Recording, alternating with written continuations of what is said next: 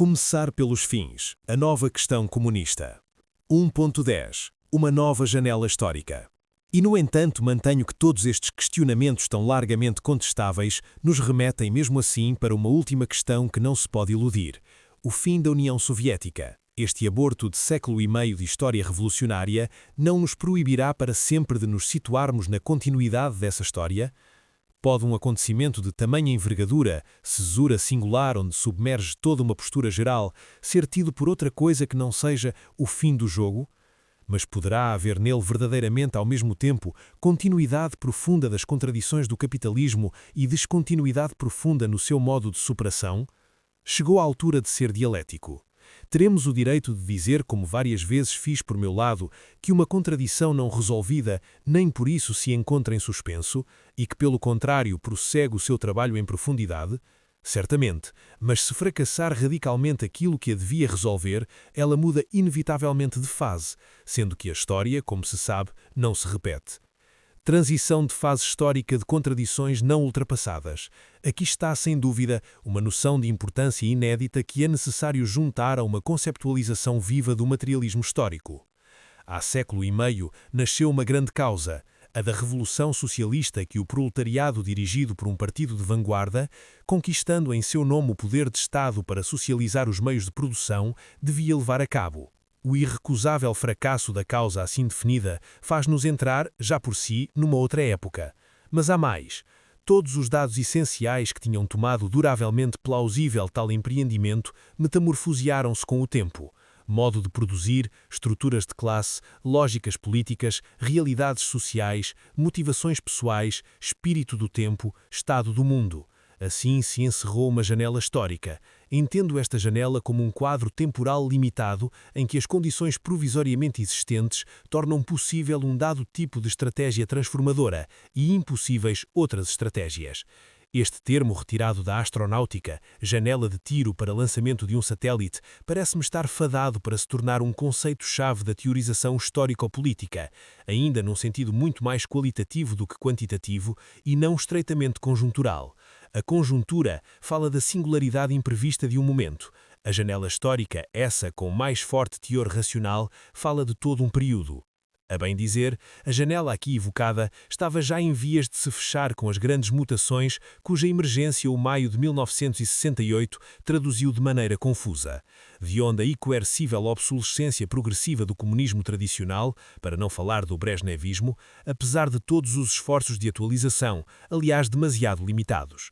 Hoje, em todo o caso, esta janela histórica que o manifesto tinha identificado, a janela dita da Revolução Proletária e mais tarde do socialismo, fechou-se irremediavelmente. Classe operária já não é a grande figura identitária das forças potenciais da transformação social, nem o socialismo é já o seu suficiente desígnio, nem a revolução o seu modo adequado, nem o partido de vanguarda o seu agente apropriado. A causa mantém-se, entenda-se, na sua aceição mais essencial, mas tudo difere nas suas determinações concretas.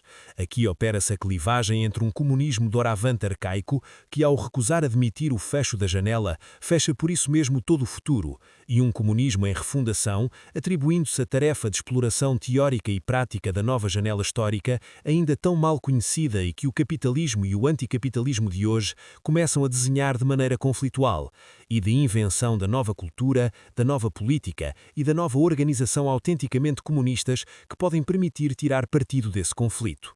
Os próximos capítulos esperam dar algum contributo para esta tarefa tão árdua quão altamente motivadora. Mas para concluir aqui a questão da história, direi que ela só é um túnel para quem não sabe nem quer abrir a sua janela.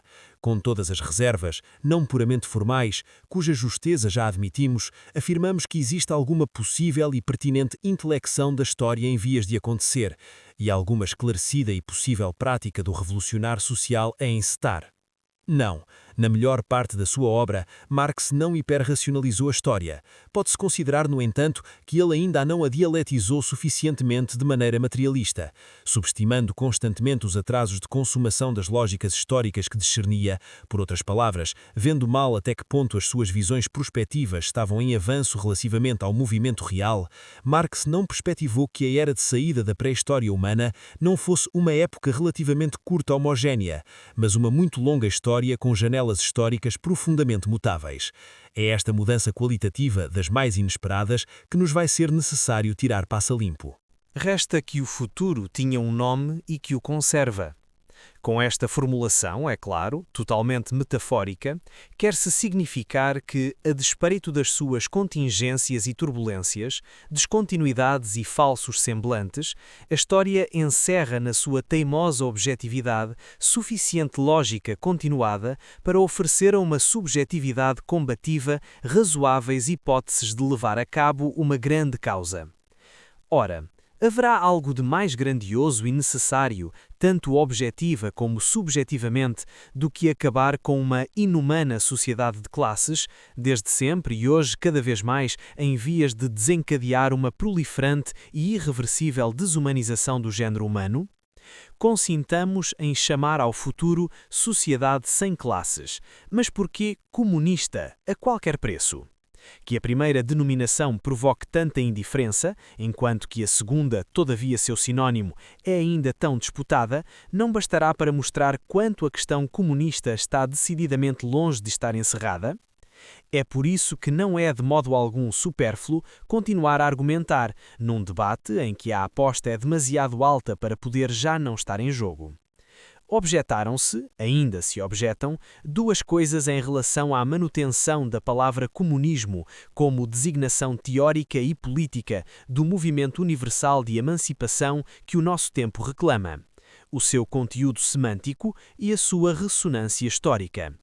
Sobre o primeiro ponto, sem negar que o termo queira dizer pôr em comum, e por isso diga solidariedade, e queira dizer pôr em comuna, município, e por isso diga autonomia, fez-se valer que o comum é também o gregário, e que o termo continua assim mudo sobre o que o próprio Marx considerava como o único fim em si da história, o completo e livre desenvolvimento de todos os indivíduos. É inegável. Se hoje fosse necessário procurar ou formar uma palavra inédita para dar um nome ao futuro, seria indicado levar isto em consideração. Mas a decisiva novidade da janela histórica em nada anula a fundamental continuidade da causa antropológica que consiste em sair enfim da nossa pré-história de classe. Marx, depois de outros, chamou a esta causa secular comunismo, tornando-a universalmente eloquente sobre este nome manifesto que continua até hoje a ser o único que diz, de onde as paixões contrárias que ainda suscita, a radical irradialidade não negociável da transformação social a efetuar. Por que recusá-lo? A menos que se o queira combater, digamos como Jean-Luc Nancy e Jean-Christophe Bailly, cf. La Comparition, Charles Bourgois, 1992, página 62, que é o nome provisório de qualquer coisa que no futuro terá talvez outro nome, mas daqui até lá vamos mantê-lo. Ainda se objetou que a palavra comunismo transporta a indelével marca negra do que em seu nome se fez de pior no século XX, a marca do Gulag e dos processos de Moscovo a Paris. É inegável também. Ora, eu vejo aí precisamente a mais convincente razão para a manter, já que seria inconcebível travar o combate de um novo século deixando entorpecer a consciência dos erros e dos crimes que esta imensa causa de clarividência e humanidade carreou no decurso do anterior, e quando a conservação questionante desta memória é a primeira das sentinelas contra qualquer recaída em erros da mesma ordem. Desembaraçar-se da palavra comunismo, que belo álibi se estaria a dar à amnésia.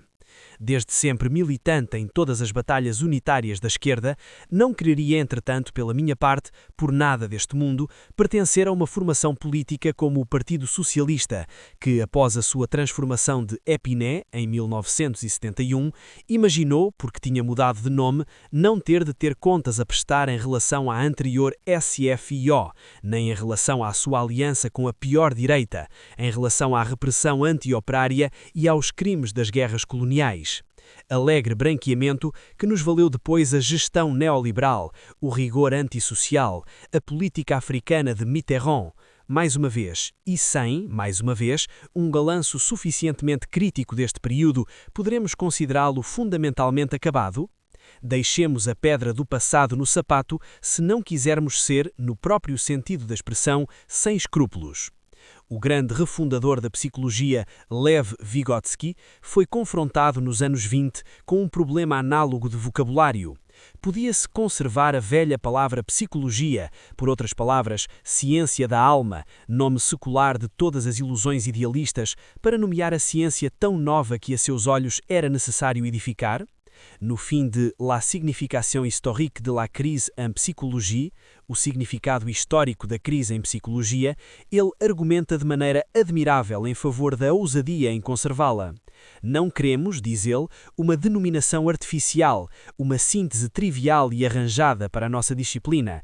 Queremos um nome coberto pela poeira dos séculos e aceitamo-lo com todos os traços dos seus erros seculares como um signo vivo da vitória à vida sobre eles, como a cicatriz das feridas recebidas em combate, como um testemunho vivo da verdade surgida da luta incrivelmente difícil contra a mentira.